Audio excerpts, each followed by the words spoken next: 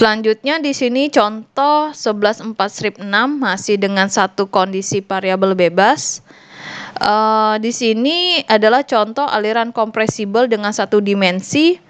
Kita butuhkan adalah profil kecepatan, suhu dan tekanan yang posisinya di sini kalau diartikan gelombang kejut ya, yang gelombang kejutnya stationary.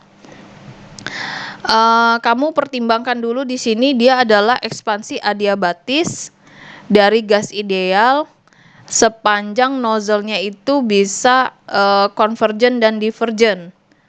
Dengan kondisi seperti itu, gelombang kejutnya itu dapat terbentuk.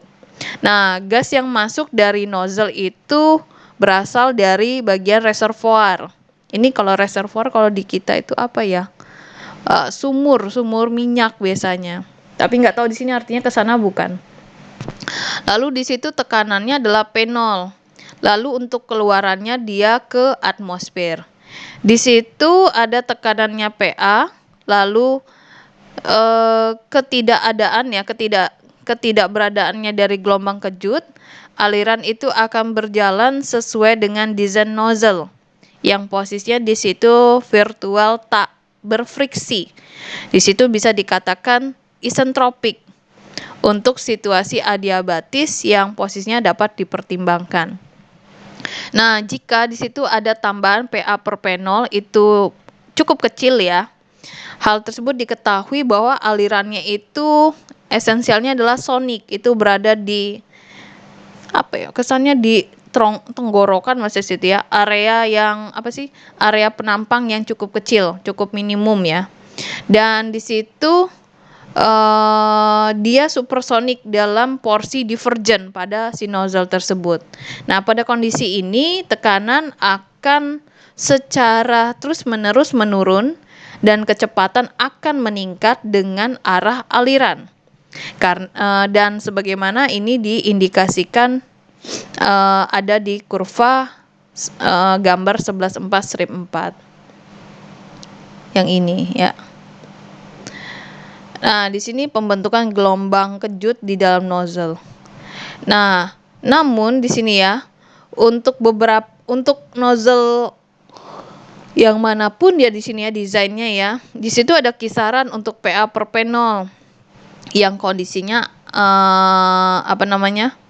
aliran isentropis yang sebentar.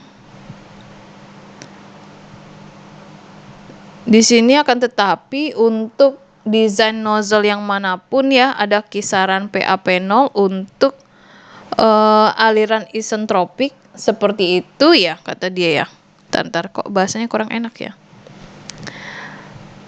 Akan tetapi dari desain nozzle yang manapun itu ada kisaran PAP0 yang posisinya di situ dia aliran isentropik. Dari isentropik itu dia dapat menghasilkan tekanan yang kurang dari si PA pada bagian luarnya, bagian keluaran ya. Lalu aliran isentropiknya itu menjadi tidak stabil. Berbagai kemungkinan yang paling mudah itu adalah kita membuat gelombang kejutnya itu dia normal stationary. Itu dapat ditunjukkan di gambar 11.4/4.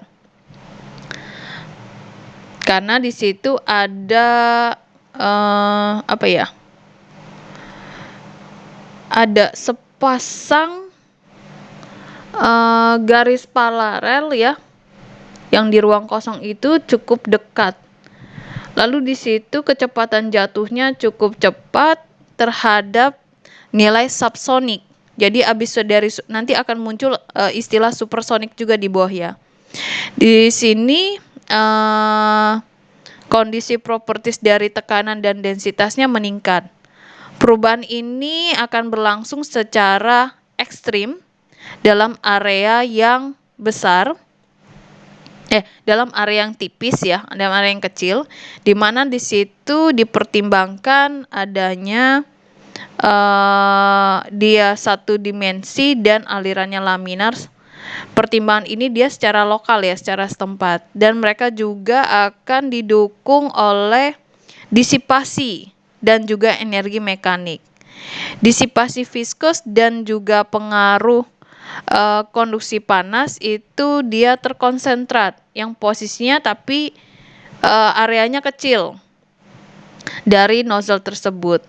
Nah, hal ini menjadi tujuan dari contoh ini ya di 4.4/6 untuk mengeksplor ya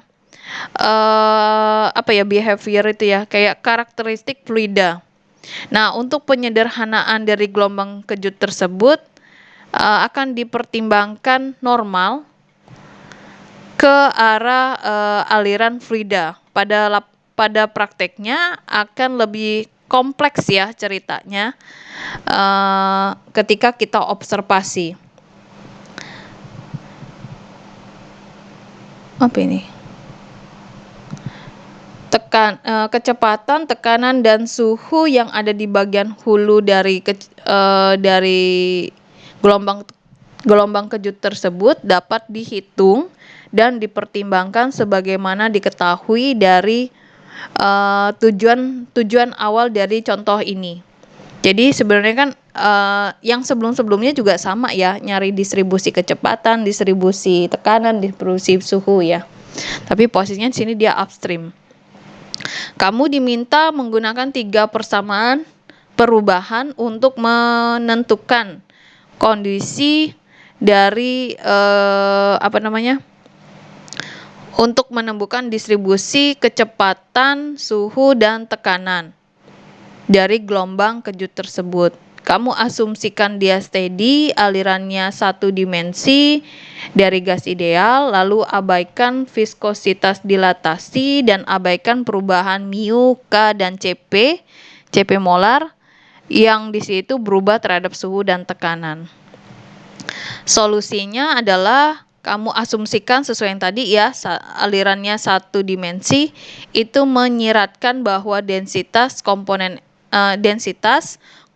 X dari kecepatan, suhu, dan tekanan hanya bergantung pada posisi X ya sepanjang arah aliran.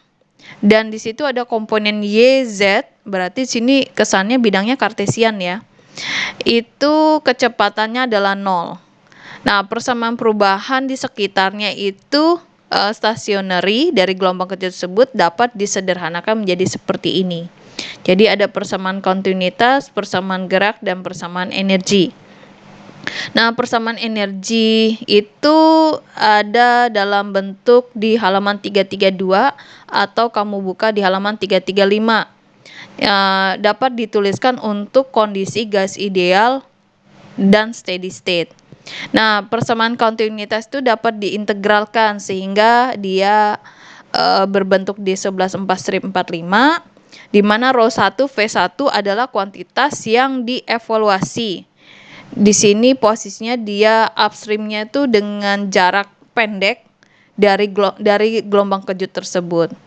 Nah, persamaan energinya diselesaikan dengan mengeliminasi ρ Vx dengan kamu menggunakan persamaan 4/45, lalu dp per dx-nya dengan menggunakan persamaan gerak untuk mendapatkan persamaan 4/46, di mana kamu setelah mengkombinasikan dua bentuk yang berisikan viskositas. Selanjutnya kita beralih ke bentuk yang kedua di sisi kanan.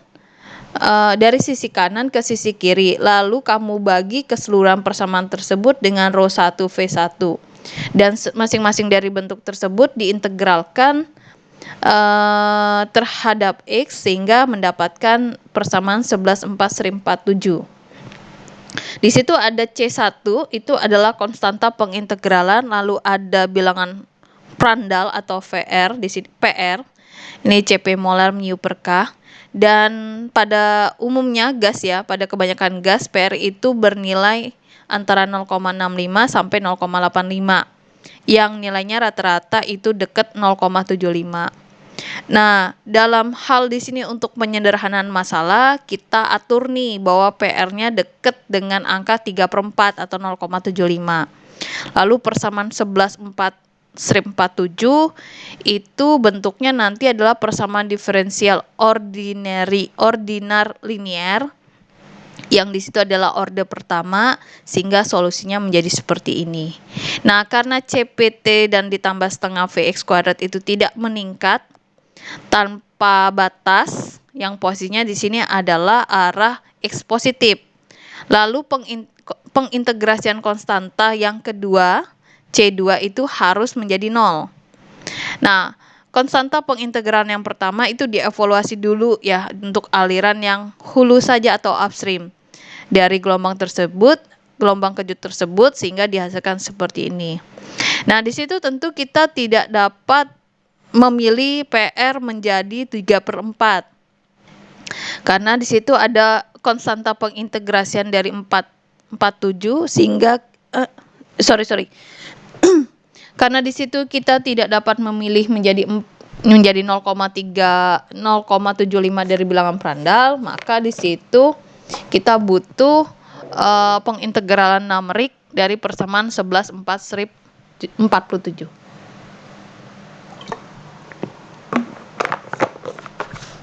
Yang ini agak panjang ya, gelombang kejut.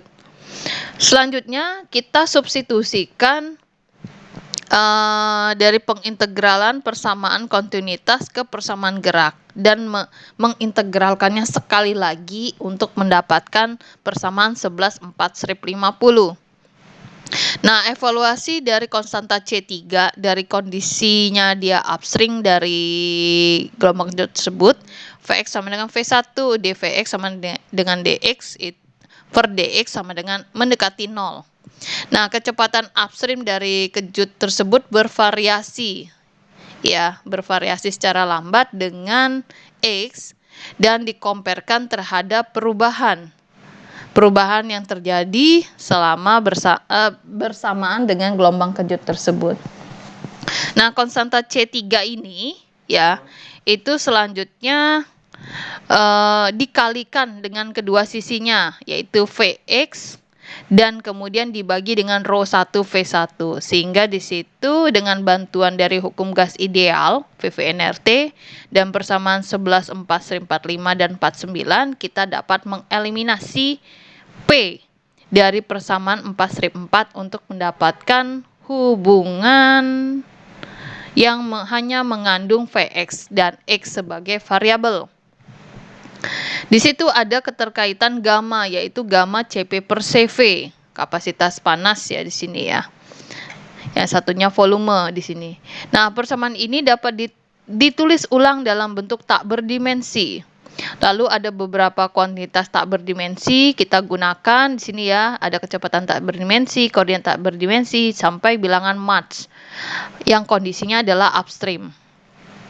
Lalu kita pergunakan referensi panjang lambda itu sebagai bentuk jalur bebas rata-rata yang didefinisikan di persamaan di halaman 32. Dengan D kuadrat tereliminasi menggunakan persamaan yang ada di halaman 33. Nah, pilihan dari kuantitas tak berdimensi itu cukup jauh dari keterjelasannya ya, dari jelasnya di situ. Nah, persamaan dari 4/52 itu terverifikasi dengan cara backward, jalan mundur ya. Dengan menggunakan persamaan 4/52 sampai 51. Dan bahkan itu bisa dikatakan ya melelahkan. Solusi dari persamaan 4/52 akhirnya diselesaikan dengan bentuk seperti ini. Ada beberapa bentuk cacing, berarti dia hampir mendekati tak berdimensi juga di situ. Lalu di sini nilai C-nya itu adalah nilainya acak ya, sebagai nilai dari konstanta pengintegrasian.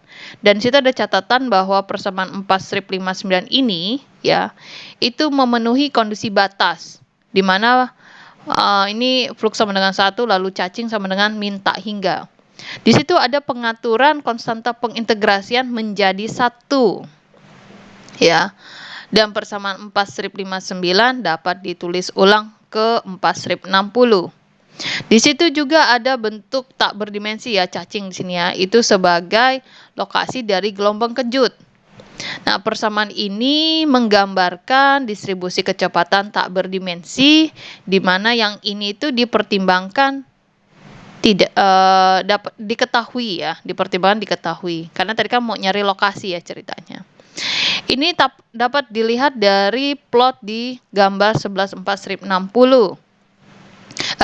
Plot dari persamaan 4/60 dalam gambar 4/5.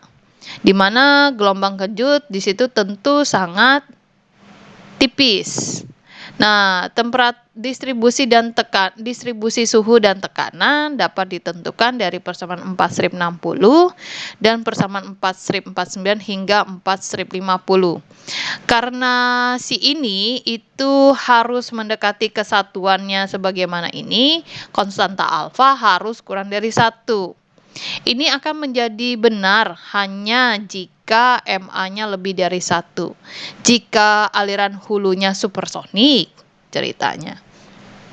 Itu juga dapat terlihat pada untuk si ini yang cukup besar dengan nilai positif.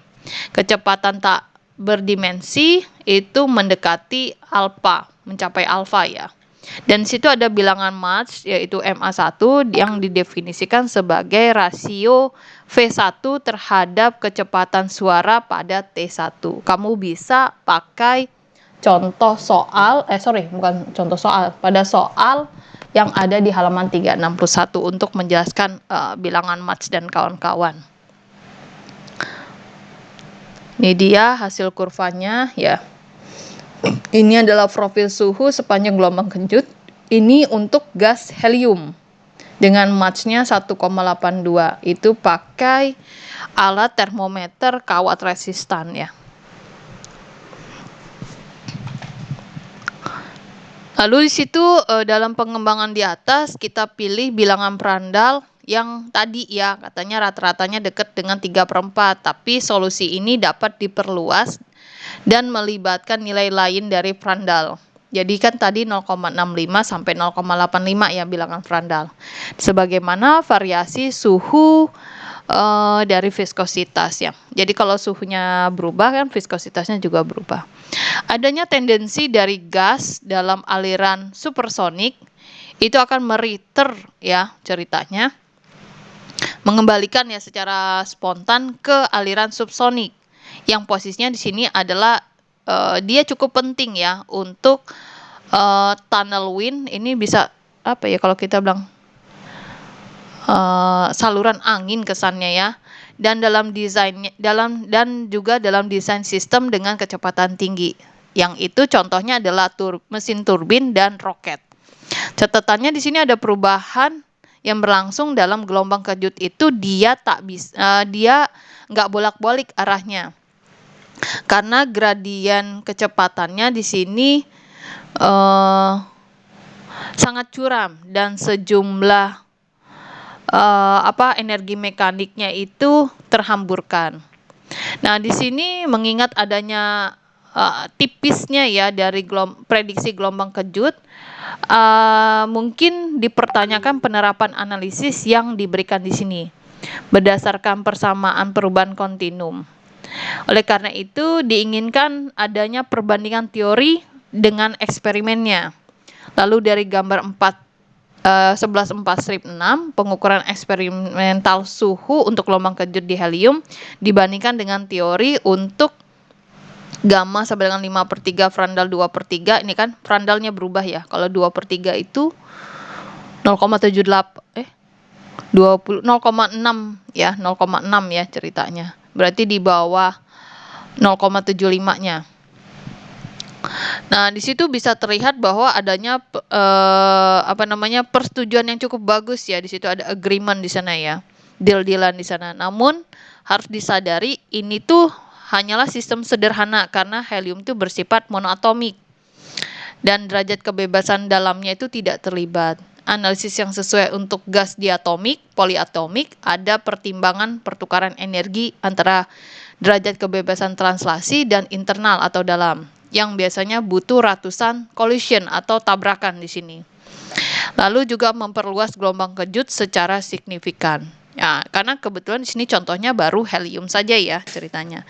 Nah, kalau butuh ini lebih dalam, ya kamu buka di bab 4, referensi 4 tapi. Bab bab 11 ya, dengan referensi 4.